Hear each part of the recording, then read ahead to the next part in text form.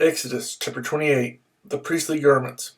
Have Aaron your brother brought to you from among the Israelites, along with his sons Nadab and Abihu, Eleazar and Ithamar, so they may serve me as priests. Make sacred garments for your brother Aaron, to give him dignity and honor. Tell all the skilled men to whom I have given wisdom in such matters, that they are to make garments for Aaron, for his consecration, so he may serve me as priest. These are the garments they are to make: a breastpiece, an ephod, a robe, a woven tunic, a turban, and a sash. They are to make these sacred garments for your brother Aaron and his sons, so they may serve me as priests. Have them use gold and blue, purple and scarlet yarn, and fine linen. The ephod.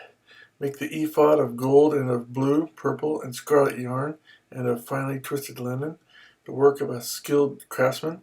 It is to have 2 shoulder pieces attached to 2 of its corners, so it can be fastened. Its skillfully woven waistband is to be like it, of 1 piece with the ephod, and made with gold, and with blue, purple, and scarlet yarn, and with finely twisted linen. Take 2 onyx stones and engrave on them the names of the sons of Israel in order of their birth, 6 names on 1 stone, and the remaining 6 on the other. Engrave the names of the sons of Israel on the 2 stones, the way a gem cutter engraves a seal. Then mount the stones in gold filigree settings, and fasten them on the shoulder pieces of the ephod as memorial stones for the sons of Israel. Aaron is to bear the names on his shoulders as a memorial before the Lord. Make gold filigree settings and 2 braided chains of pure gold, like a rope, and attach the chains to the settings. The breastpiece. Fashion a breastpiece for making decisions, the work of a skilled craftsman. Make it like the ephod, of gold, and of blue, purple, and scarlet yarn, and of finely twisted linen. It is to be square, a span long and a span wide, and folded double. Then mount 4 rows of precious stones on it. In the first row there shall be a ruby, a topaz, and a beryl. In the second row a turquoise, a sapphire, and an emerald. In the third row a jacinth, an agate, and an amethyst. In the fourth row a chrysolite, an onyx, and a jasper. Mount them in gold filigree settings. There are to be 12 stones, 1 for each of the names of the sons of Israel, each engraved like a seal with the name of one of the 12 tribes. For the breastpiece, make braided chains of pure gold, like a rope. Make 2 gold rings for it, and fasten them to 2 corners of the breastpiece. Fasten the 2 gold chains to the rings at the corners of the breastpiece, and the other ends of the chains to the 2 settings. Attach them to the shoulder pieces of the ephod at the front. Make 2 gold rings, and attach them to the other 2 corners of the breastpiece on the inside edge next to the ephod.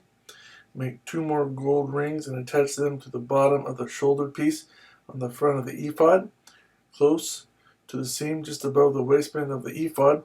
The rings of the breastpiece are to be tied to the rings of the ephod with blue cord, connecting it to the waistband, so that the breastpiece will not swing out from the ephod.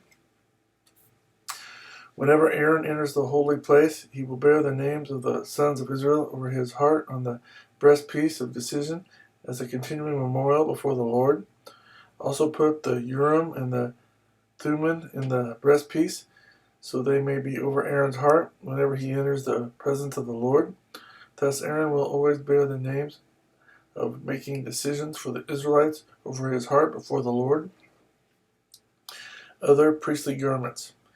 Make the robe of the ephod entirely of blue cloth, with an opening for the head in its center. There shall be a woven edge like a collar around this opening, so that it will not tear. Make pomegranates of blue, purple, and scarlet yarn around the hem of the robe, with gold bells between them. The gold bells and the pomegranates are to alternate around the hem of the robe. Aaron must wear it when he ministers. The sound of the bells will be heard when he enters the holy place before the Lord, and when he comes out, so that he will not die.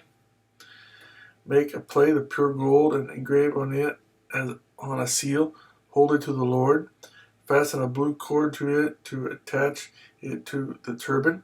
It is to be on the front of the turban. It will be on Aaron's forehead, and he will bear the guilt involved in the sacred gifts the Israelites consecrate, whatever their gifts may be.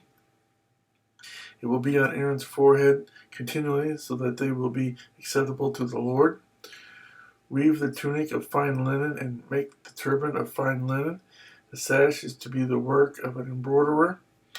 Make tunics, sashes, and headbands for Aaron's sons to give them dignity and honor. After you put these clothes on your brother Aaron and his sons, anoint and ordain them. Consecrate them so they may serve me as priests. Make linen undergarments as a covering for the body, reaching from the waist to the thigh. Aaron and his sons must wear them whenever they enter the tent of meeting or approach the altar to minister in the holy place, so that they will not incur guilt and die. This is to be a lasting ordinance for Aaron and his descendants.